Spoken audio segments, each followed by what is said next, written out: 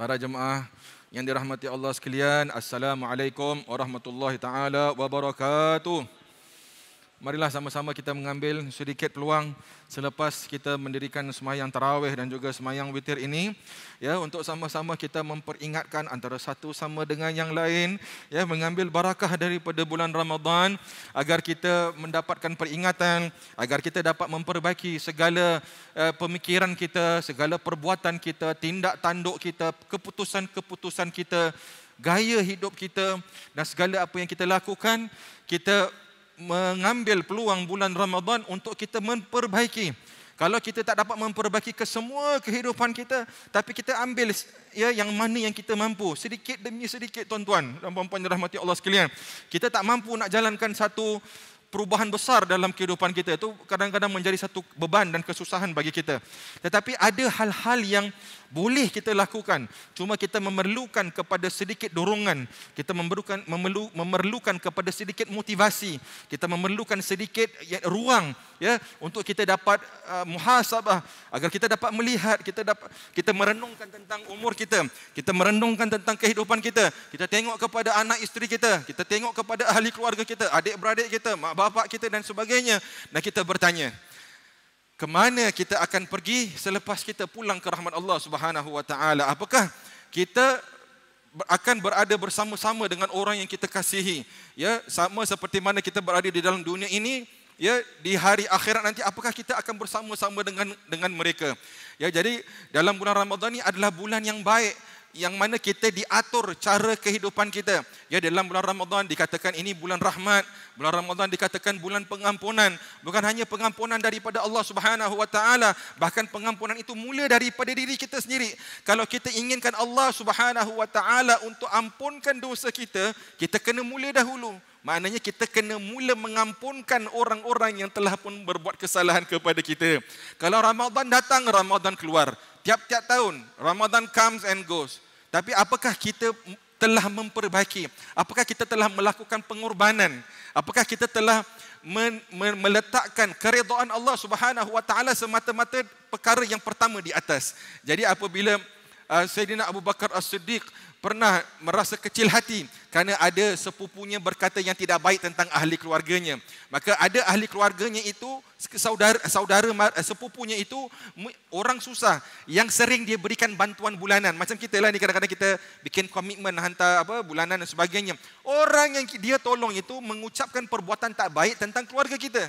Cuba tuan-tuan dan puan-puan bayangkan, ada orang kita bantu dia tiap-tiap bulan dan sebagainya, tiba-tiba kita dengar daripada telinga kita ni, orang yang kita tolong itu mengata tentang anak-anak kita, mengata tentang ahli keluarga kita. Macam mana perasaan kita? Begitulah terdetiknya, terusitnya hati Sayyidina Abu Bakar As-Siddiq. Maka dia pun membuat keputusan, dia akan memotong bantuan keuangan yang dia berikan kepada sepupunya itu, yang dia bersifat bulanan itu. Kemudian apabila dia melakukan hal yang demikian, dia mendapat teguran daripada Allah Subhanahu wa taala. Kata Allah Subhanahu wa taala, wala ya'tali ulul fadli minkum wasa'a an yu'tu ulil qurba. Janganlah orang yang mempunyai ikatan kerabat, saudara mara, sepupu sepapat, adik beradik, anak beranak dan sebagainya itu, ya, kerana ada sedikit pergeseran antara satu sama dengan yang lain, mengakibatkan sampai menjadi tak bertegur sapa, sampai menjadi membuat keputusan terburu-buru untuk tidak mahu memberikan, ya, bantuan dan sebagainya, tak nak berkomunikasi dan sebagainya. Jadi Allah Subhanahu wa taala menegur hal demikian kepada Sayyidina Abu Bakar As-Siddiq, sehingga kan Allah Subhanahu wa taala nak berikan gambaran bagaimana untuk dia benar-benar menghayati pengampunan daripada Allah Subhanahu wa taala. Dan tuan-tuan, kita sekarang berada di tengah-tengah bulan Ramadan. Ya, lagi 2-3 hari kita berada di tengah-tengah Ramadan betul. Tengok bulan dah hampir nak betul-betul nak jadi bulan purnama. Itu maknanya dah betul-betul nak dekat pertengahan bulan. Pertengahan bulan Ramadan ini adalah pengampunan daripada Allah Subhanahu wa taala. Kata Allah Subhanahu wa taala memberikan motivasi, memberikan peringatan kepada Sayyidina Abu Bakar As-Siddiq dan juga kita sebagai umat Nabi Muhammad sallallahu alaihi wasallam. Kalau kita berkecil hati dengan orang tua kita, kalau kita berkecil hati kepada adik-beradik kita berkecil hati kepada ipar duai kita, Kadang-kadang begitu, berkecil hati dengan jiran tetangga dan sebagainya. Ini bulan yang paling baik untuk kita mengharapkan keridhaan dan pengampunan daripada Allah Subhanahu wa taala. Kata Allah Subhanahu wa taala, "Ala tuhibbuna an yaghfirallahu lakum?" Tidakkah kau mahu diampunkan dosa engkau oleh Allah Subhanahu wa taala? Dengan apa mendapatkan pengampunan daripada Allah? Dengan engkau memberikan pengampunan kepada orang yang telah berbuat kesalahan kepada engkau. Orang yang mulutnya celupa berkata tentang ahli keluarga engkau dan sebagainya. Memang hati sakit, hati terusik, itu betul. Tetapi bulan Ramadan ni bulan untuk kita train, bulan untuk kita didik hati kita, bulan untuk kita letakkan benar-benar Allah Subhanahu wa taala di tempat yang paling utama, paling yang perlu kita fikirkan. Bukan kita besarkan hati kita, bukan kita besarkan jiwa kita, bukan kita besarkan perasaan kita, bukan kita besarkan kecilnya hati kita, tapi kita besarkan pengampunan Allah Subhanahu wa taala. Ala tuhibbuna an yaghfirallahu lakum? Tidakkah kau mahu? Tidakkah engkau mahu Allah Subhanahu wa taala ampunkan dosa engkau? Apa jawapan dia? Apa jawapan dia? Bala. Ya saya, aku nak engkau ampunkan dosa aku ya Allah. Kan kalau Allah tanya kita, tuan-tuan bayangkan saya, bayangkan Allah Subhanahu wa taala tanya kepada saya, Saiful, ala tuhibbuna an yaghfirallahu lakum? Tidakkah engkau mahu Allah ampunkan dosa engkau?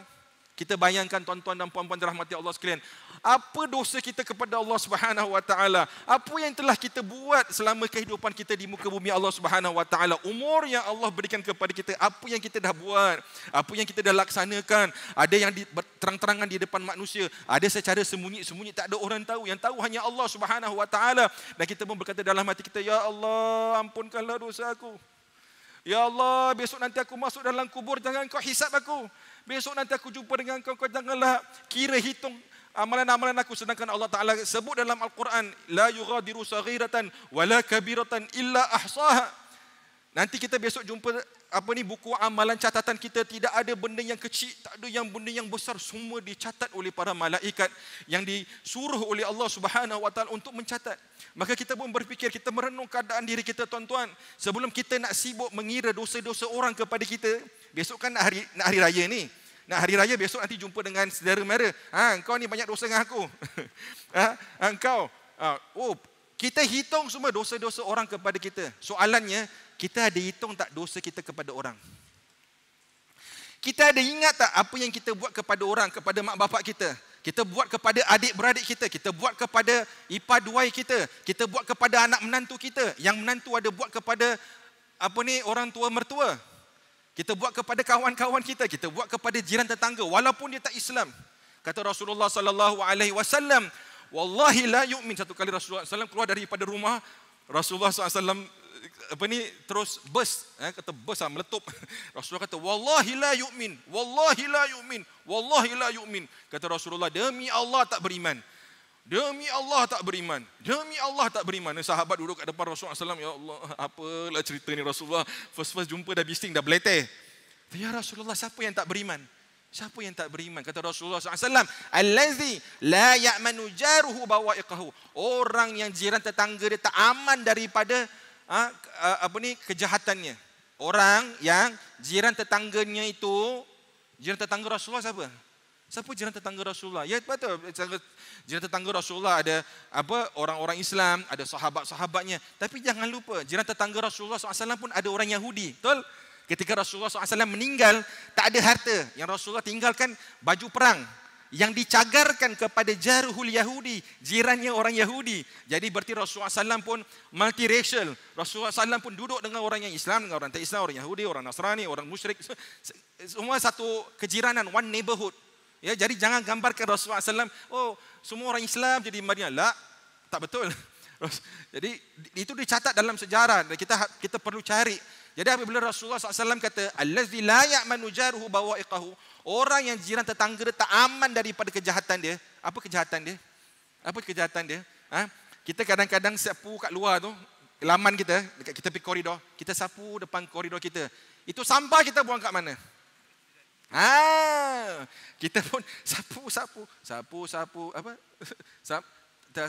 lantai, kita pergi tolak dekat rumah depan koridor jiran tetangga kita.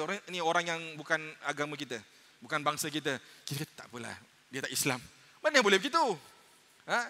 Anak kita kadang-kadang bising, buat bising. Ni orang kat sebelah ada nyonya ke, ada apik ke apa, orang ni yang tak Islam tapi tengah tak sihat, kita tahu dia sakit. Ni yang anak kita kat luar, cucu kita main macam nak arak.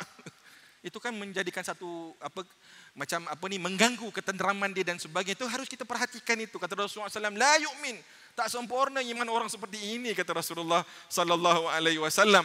Jadi kita haruslah mengambil peluang. Kita bulan Ramadan ni bulan dikatakan untuk kita menyusun balik diri kita. Kita tertib, i'adatu tertib, susun balik diri kita, reorganize diri kita, ahli keluarga kita. Dan kita nak kita melihat kepada ahli keluarga kita, kepada anak isteri kita. Mungkin sepanjang luar dari bulan Ramadan nak panggil sembahyang jemaah pun susah. Kita sendiri pun susah. Jangan cakap anak bini kita, ya awak tak sembahyang jemaah abang sembahyang jemaah ke? Awak sembahyang jemaah ke? Awak sebelum nak tegur isteri awak sembahyang jemaah tak? Saya tak nampak pun awak buka Al-Quran. Awak buka Al-Quran tak? Kalau kita orang laki-laki, para suami, saya cakap diri saya laki-laki, suami, kalau kita tunjukkan contoh, keluarga kita akan ikut. Kita jangan cakap keluarga kita, jangan cakap anak kita, jangan cakap isteri kita. Kita pandai tegur anak kita. Bla. Ni apa ni? Apalah perangai-perangai yang kita tak suka. Kita tengok diri kita. Ada tak dia belajar daripada kita? Directly or indirectly? Kadang-kadang kita tak sadar. Anak ni dia cerminan kita. Anak-anak ni dia cerminan kita. Maaf. Baik bapa, baik datuk, baik pak cik, pak nga, pak long, pak su. Budak-budak ni cerminan kita. Dia tengok orang tua buat. Oh gitu. Dia pun ulang. Bila dia ulang kita marah. Tapi pasal kita orang tua tak ada siapa nak marah kita. Kalau bapa kita, mertua kita tegur kita, kita kecil hati pula. Jadi macam mana sebenarnya jalan ni? Begitu. Jadi kata Rasulullah sallallahu alaihi wasallam, kullukum ra'in. Semua daripada kita itu pemimpin. Wa kullukum mas'ulun an ra'iyatihi. Besok lusa kita semua akan dipertanggungjawabkan depan Allah Subhanahu wa taala akan benda ataupun orang yang kita pimpin. Kita akan dipersoalkan oleh Allah Subhanahu wa taala. Rasulullah SAW kata orang laki-laki akan dipersoalkan apa yang dia tunjuk depan anak beranak dia. Dia tunjuk. Dan orang perempuan, isteri pun tak terlepas. Sebab apa? Ibu tu dia akan dipertanggungjawabkan apa yang dibuat dekat rumah. Kepada di rumah dengan anak-anak dan sebagainya. Semua akan dipertanggungjawabkan di hadapan Allah Subhanahu wa taala.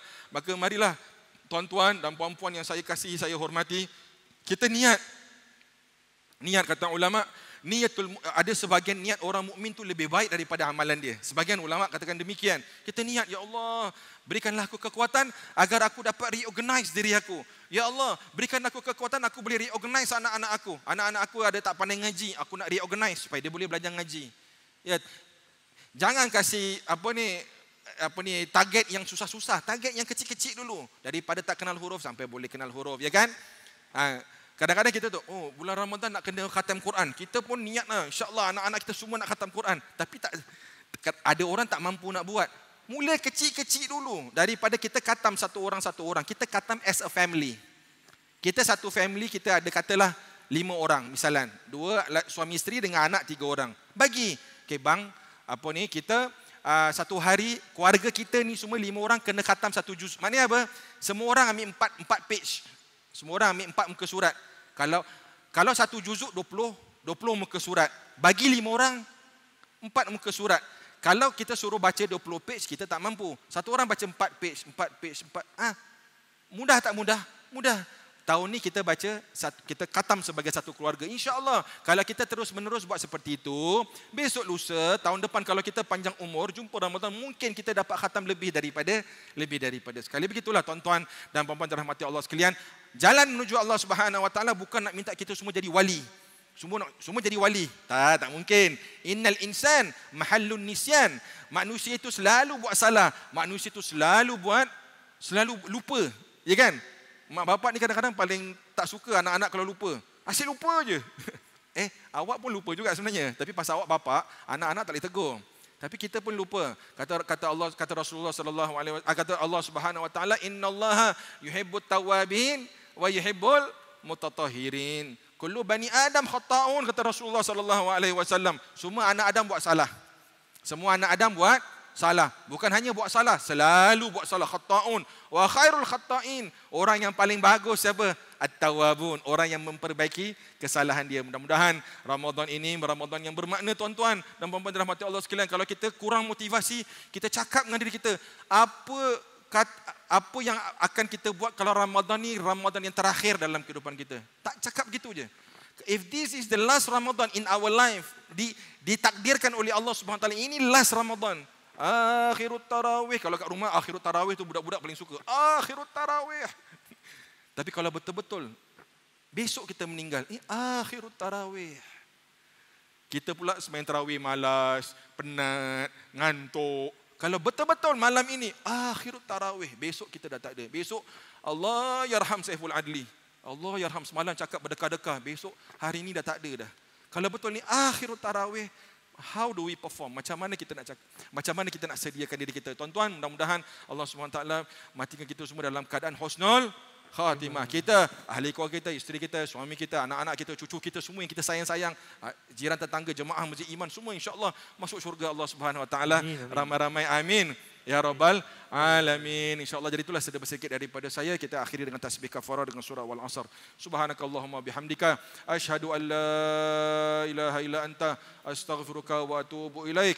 Bismillahirrahmanirrahim. Wal asr innal insana lafi khusr illa allazina amanu wa amilus salihat wa tawasaw bil haqq wa tawasaw bis sabr. Wabillahi taufiq wal hidayah wa biridha wal inayah. Wassalamu alaikum warahmatullahi taala wabarakatuh. Taqabbalallahu minna wa minkum.